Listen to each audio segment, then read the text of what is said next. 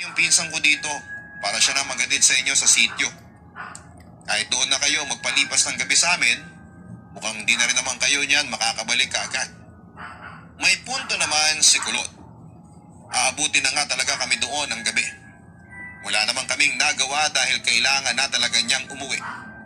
Malapit-lapit naman na raw doon ang sityo nila. Mga 30 minutos na lang daw nalalakarin at sinabihan na rin kami kung saan kami pupuntahan ng pinsan niya.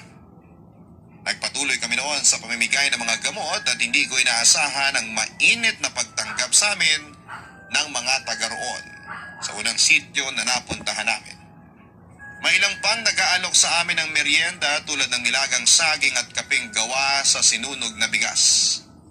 Hindi naman namin yon tinanggihan dahil medyo mahapdi na rin ang sikmura namin sa layo ng aming nilakad.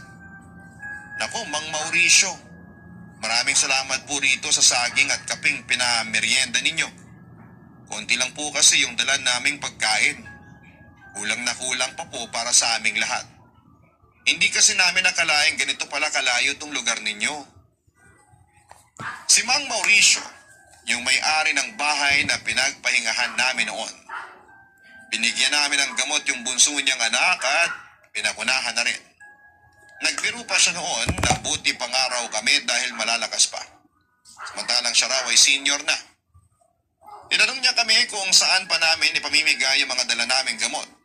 May 2 sityo pa raw kasi doon na hindi rin madalas naaabot ng mga ayuda. Pupuntahan din po namin yun. Magpapasama po kami kay Kulot. Napakulot ang noon ni Mang Mauricio. Sinong Kulot? Siya po yung guide na kasama namin kanina. Ang kaso ay kinakailangan muna niyang umuwi. Papupuntahin na lang daw niya rito yung pinsan niya. Tumangutango naman si Mang Mauricio. Huwag kayong basta-basta magtatanong-tanong sa mga taga rito